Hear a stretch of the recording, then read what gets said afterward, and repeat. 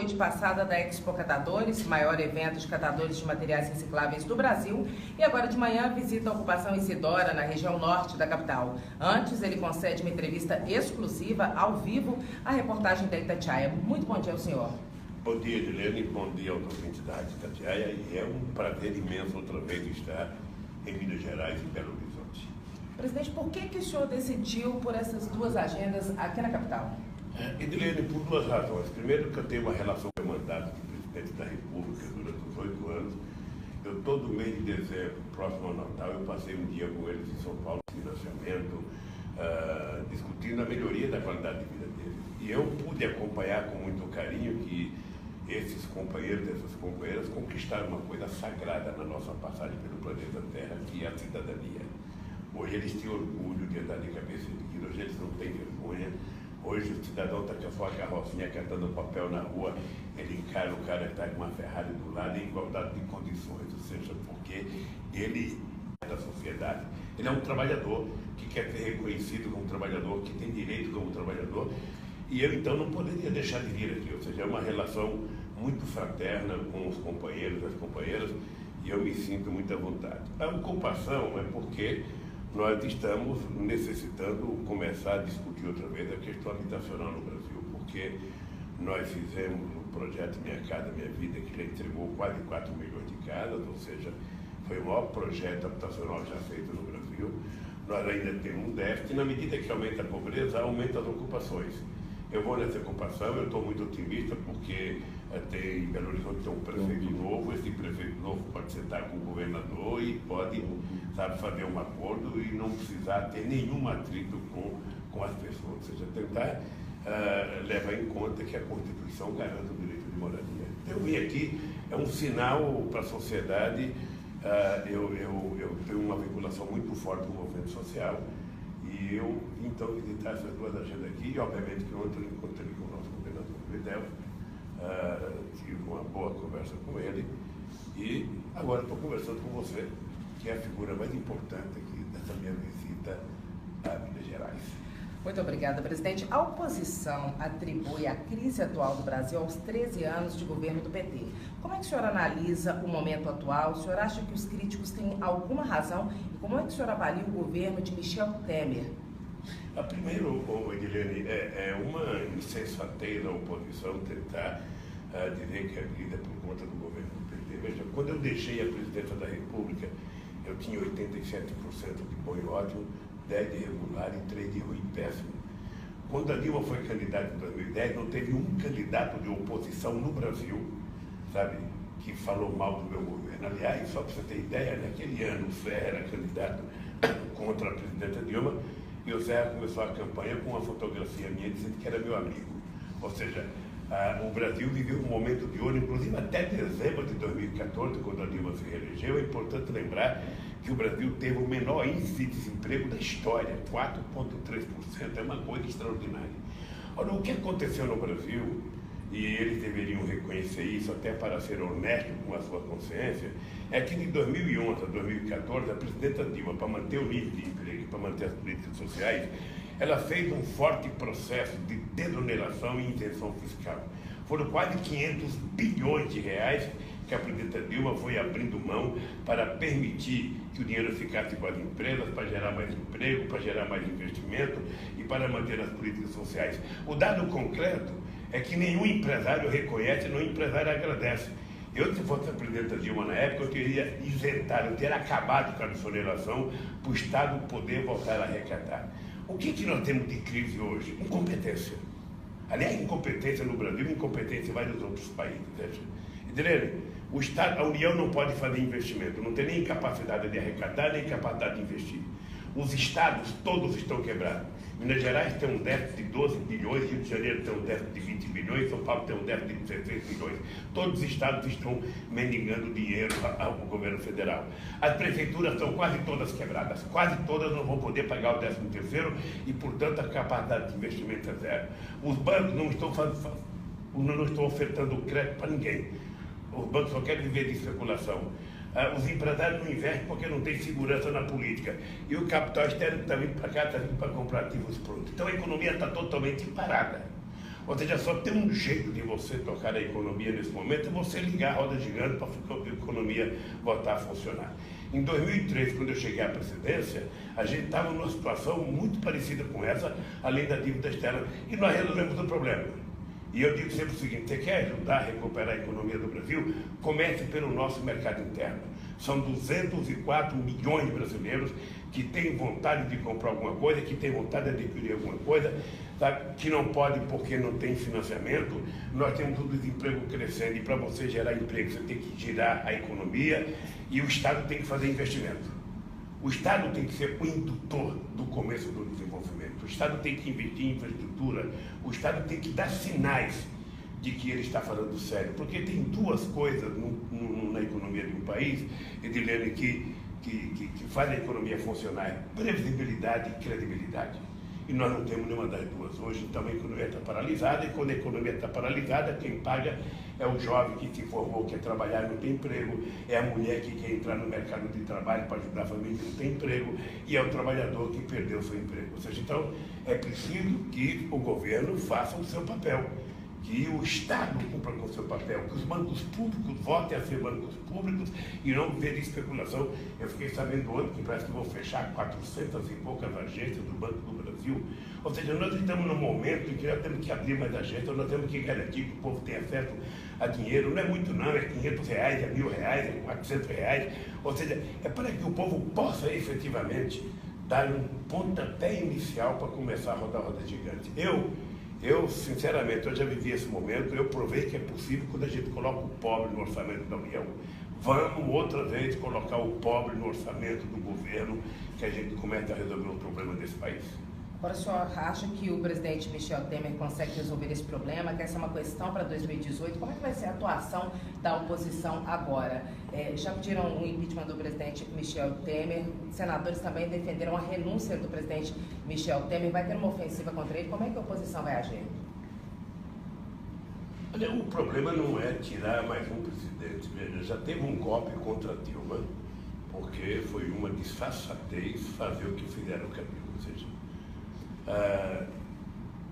eu não sei se o problema é você tirar mais um presidente e colocar mais um presidente. Ou seja, eu gostaria que tivesse eleição direta para o presidente da República, que se marcasse um mandato e convocasse eleições e o povo pudesse voltar a exercer o seu direito de voto. Então o senhor defende diretas?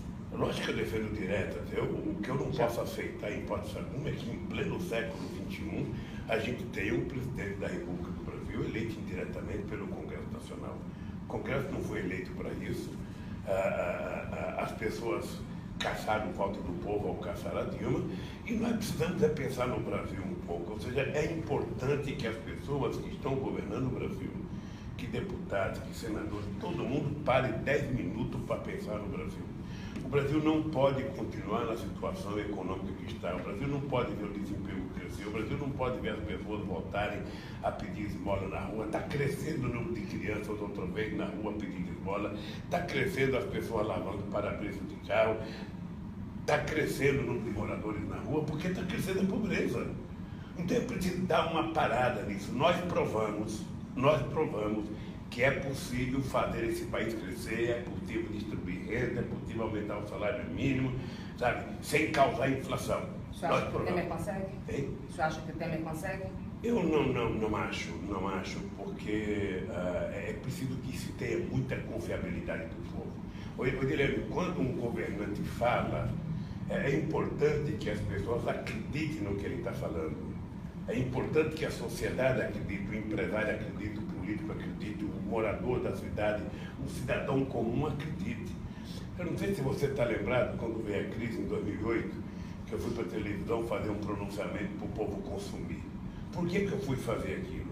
Era porque a imprensa estava publicando manchetes de pesquisas que o povo estava deixando de comprar com medo de perder o emprego. E eu fui dizer que era verdade, que ele corria risco de perder o emprego, mas ele perderia muito mais rapidamente o emprego se a economia paralisasse. Então era preciso que as pessoas voltassem a comprar. E o que aconteceu? Naquele ano, a classe C e D consumiram mais do que a classe A e B. E o país cresceu 7,5%. Então, eu acho que é plenamente possível. Esse país precisa recuperar a autoestima. as pessoas estão na rua com raiva, as pessoas não se cumprimentam, as pessoas, sabe, um cruzeirense não gosta mais de um atleticano, um palmeirense não gosta mais de um corintiano. Ou seja, é preciso que as pessoas aprendam a conviver democraticamente na diversidade, que a gente acorde de bom humor, que a gente acredite, sabe, que as pessoas estão pensando em fazer o bem para esse país. É por isso que eu sou muito otimista com relação ao futuro do Brasil. Não depende da China, não depende dos Estados Unidos, não depende da Alemanha, depende do Brasil. Nós temos mercado interno, nós temos gente qualificada, temos gente querendo trabalhar, sabe? Então é preciso que a gente tome a atitude de rodar a economia. O senhor acha que tem como resolver essa desilusão das pessoas com a política? Hoje, muita gente diz que o PT não tem recuperação, na avaliação do senhor tem. A esquerda o senhor avalia como dividida, como muita gente avalia. Qual que é a avaliação do senhor? Edilene, as pessoas falam muito, e eu não sei se você lembra do jogo Palmeiras e Corinthians, que o Tite falava para o Felipão, fala demais. As pessoas falam muita bobagem em economia, as pessoas inventam, as pessoas mentem, as pessoas... Obviamente que o povo vive, e eu tenho uma queixa profunda de determinados setores dos meios de comunicação que tentam negar a política 24 horas por dia. Aqueles deputados que estão em Brasília não são melhor nem pior do que ninguém. Eles são a cara do povo no dia da eleição. Se você tirar a fotografia da sociedade brasileira, é o Congresso Nacional. Presta ou não presta, aquele foi o comportamento do povo no dia 26 de outubro de 2014. Olha, se a gente quiser mudar, é preciso a gente trabalhar também uma melhoria na conscientização do povo brasileiro, que está sendo instigado pelo desemprego, pela denúncia de corrupção, porque ele não vê as coisas acontecerem. O PT, deixa eu lhe contar uma coisa, quando eu fui eleito em 2002, o PT tinha 11% de preferência nacional. Quando eu entreguei para Dilma a presidência da República, o PT tinha 32% de preferência nacional. Hoje o PT tem 13% de preferência nacional. É o dobro do PSDB, é o dobro do PMDB. Ou seja, então você imagina um partido que está há praticamente 10 anos apanhando todo o santo dia, esse partido ainda tem de preferência nacional o dobro. Você não pode medir o partido por uma eleição. Ou seja, um partido que ganhou 2012, perdeu 2016, e pode ganhar 2018, pode ganhar 2022, ou seja, o partido é vivo, o partido não é uma pessoa, o partido é um conjunto de brasileiros e brasileiras, sabe, que ajudaram a construir, que estão na periferia desse país, e o PT sabe, concretamente, que ele foi o partido que mais fez inclusão social na história do país. Presidente, última pergunta para terminar. A cada passo da Operação Lava Jato, quem é contra comemora as denúncias e fica torcendo para que o senhor seja condenado. Ao contrário, os apoiadores afirmam que ninguém tem motivo nem coragem para prender o Lula. Qual é a leitura que o senhor faz desse cenário? O senhor acha que teria uma candidatura viável em 2018? Considera essa possibilidade? Olha, eu sinceramente não acho que as pessoas estão com vontade de me condenar. Veja, eu às vezes, Edilene, fico chateado, porque...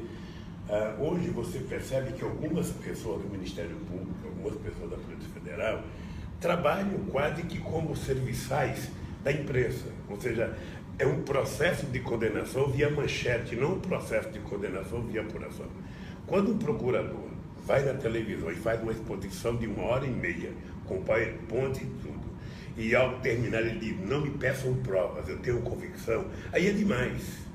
Aí é demais. Quando você quer condenar alguém, a tua convicção não vale nada, vale a prova que você tem, vale aquilo que você apurou. Eu tenho a minha consciência tranquila, ou seja, eu só queria que depois dessa operação toda, depois de investigar a minha vida, a vida da minha mulher, divulgar a fita minha conversando com a Dilma, divulgar conversas íntimas minhas com a minha família, que essas pessoas que erraram, porque não é o Ministério Público que errou, são pessoas do Ministério Público. Não é a Polícia Federal que errou, são pessoas da Polícia Federal.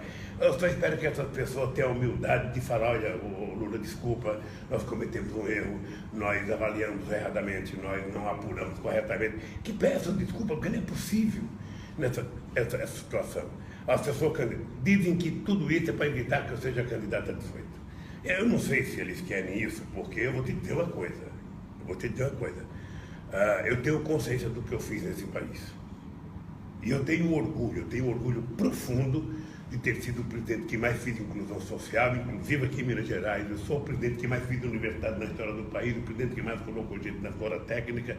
Eu tenho consciência do que nós fizemos aqui, sabe, nesse querido país. Então, se for necessário voltar, você não tem dúvida que eu voltarei. E se voltar, eu volto para ganhar. E para provar que esse país não precisa estar nessa desgraceira que está. Esse país pode levantar a cabeça, o povo volta. O povo pode voltar a sorrir outra vez, as pessoas podem ter orgulho de ter o passaporte brasileiro e a gente vai fazer esse país dar a volta por cima. E eu vou te dizer uma coisa para você: o pobre não pode pagar a crise. O jovem que se formou não pode ficar desesperado por não ter um emprego. É preciso que então a economia volte a crescer. Eu, se puder fazer um apelo ao Papa, ao novo presidente dos Estados Unidos, ou seja, o Brasil precisa voltar a crescer urgente. E o Brasil só vai crescer se a União começar a fazer investimento. E eu vou dizer uma coisa para você: nós temos 300 bilhões de reserva. Pega 100 bilhões da reserva, que está aplicado em dólar, rendendo juros abaixo de zero, vamos transformar em reais e aplicar em obras de infraestrutura. Vamos tomar uma atitude. O que eu não posso é ficar olhando o paciente doente, cada vez a febre aumentando, o paciente morrendo e ninguém faz nada. E só fala em crise. O governo não tem que se reunir para discutir crise. O governo tem que se reunir para discutir saída para o Brasil, para discutir desenvolvimento, crescimento, geração de emprego, distribuição de renda. E eu falo isso porque já fiz isso e provei que é possível fazer isso. Ouvimos o ex-presidente Luiz Inácio Lula da Silva ao vivo em entrevista exclusiva à Rádio Itatiaia. Muito obrigada. Obrigado a você, Edilene. Repórter Edilene Lopes. Noite passada da Expo Catadores, maior evento de catadores de materiais recicláveis do Brasil, e agora de manhã visita a ocupação Isidora, na região norte da capital. Antes, ele concede uma entrevista exclusiva, ao vivo, à reportagem da Itatiaia. Muito bom dia ao senhor. Bom dia, Edilene, bom dia aos ouvintes da Rádio Itatiaia, e é um prazer imenso outra vez estar em Minas Gerais e Belo Horizonte. Presidente, por que o senhor decidiu por essas duas agendas aqui na capital? Edilene, por duas razões. Primeiro, que eu tenho uma relação com o mandato do presidente da República durante os 8 anos. Eu, todo mês de dezembro, próximo ao Natal, eu passei um dia com eles em São Paulo, financiamento, discutindo a melhoria da qualidade de vida deles. E eu pude acompanhar com muito carinho que esses companheiros e essas companheiras conquistaram uma coisa sagrada na nossa passagem pelo planeta Terra, que é a cidadania. Hoje eles têm orgulho de andar de cabeça erguida, hoje eles não têm vergonha. Hoje o cidadão está com a sua carrocinha catando papel na rua, ele encara o cara que está com uma Ferrari do lado em igualdade de condições, ou seja, porque ele é da sociedade.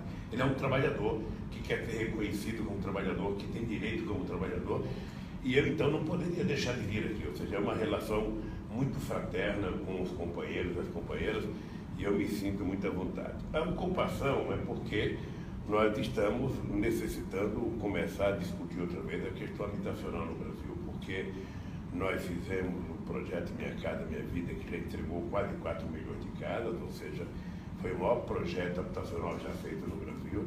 Nós ainda temos um déficit, e na medida que aumenta a pobreza, aumenta as ocupações. Eu vou nessa ocupação, eu estou muito otimista, porque tem em Belo Horizonte tem um prefeito novo, esse prefeito novo pode sentar com o governador e pode, sabe, fazer um acordo e não precisar ter nenhum atrito com as pessoas, ou seja, tentar levar em conta que a Constituição garante o direito de moradia. Eu vim aqui, é um sinal para a sociedade, eu tenho uma vinculação muito forte com o movimento social, e eu, então, visitar essas duas agendas aqui, e obviamente que ontem eu encontrei com o nosso governador Fidel, tive uma boa conversa com ele, e agora estou conversando com você, que é a figura mais importante aqui dessa minha visita a Minas Gerais. Muito obrigada, presidente. A oposição atribui a crise atual do Brasil aos 13 anos de governo do PT.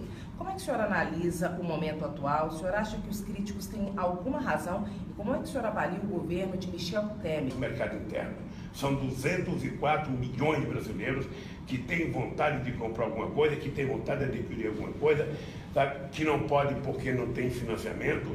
Nós temos o desemprego crescendo, e para você gerar emprego, você tem que girar a economia, e o Estado tem que fazer investimento. O Estado tem que ser o indutor do começo do desenvolvimento. O Estado tem que investir em infraestrutura. O Estado tem que dar sinais de que ele está falando sério, porque tem duas coisas na economia de um país, Edilene, que faz a economia funcionar: previsibilidade e credibilidade. E nós não temos nenhuma das duas hoje, então a economia está paralisada, e quando a economia está paralisada, quem paga é o jovem que se formou, quer trabalhar e não tem emprego, é a mulher que quer entrar no mercado de trabalho para ajudar a família e não tem emprego, e é o trabalhador que perdeu seu emprego. Ou seja, então é preciso que o governo faça o seu papel, que o Estado cumpra com o seu papel, que os bancos públicos voltem a ser bancos públicos e não viver de especulação. Eu fiquei sabendo ontem que parece que vão fechar 400 e poucas agências do Banco do Brasil. Ou seja, nós estamos num momento em que já temos que abrir mais agências, nós temos que garantir que o povo tenha acesso a dinheiro. Não é muito não, é R$500, é R$1.000, é R$400. Ou seja, é para que o povo possa efetivamente dar um pontapé inicial para começar a rodar a roda gigante. Eu, sinceramente, eu já vivi esse momento, eu provei que é possível quando a gente coloca o pobre no orçamento da União. Vamos outra vez colocar o pobre no orçamento do governo, que a gente comece a resolver o problema desse país. Agora, o senhor acha que o presidente Michel Temer consegue resolver esse problema, que essa é uma questão para 2018? Como é que vai ser a atuação da oposição agora? Já pediram o impeachment do presidente Michel Temer, senadores também defenderam a renúncia do presidente Michel Temer. Vai ter uma ofensiva contra ele? Como é que a oposição vai agir? Olha, o problema não é tirar mais um presidente. Veja, já teve um golpe contra Dilma, porque foi uma disfarçatez fazer o que fizeram com a Dilma. Ou seja, eu não sei se o problema é você tirar mais um presidente e colocar mais um presidente. Ou seja, eu gostaria que tivesse eleição direta para o presidente da República, que se marcasse um mandato, convocasse eleições e o povo pudesse voltar a exercer o seu direito de voto. Então o senhor defende diretas?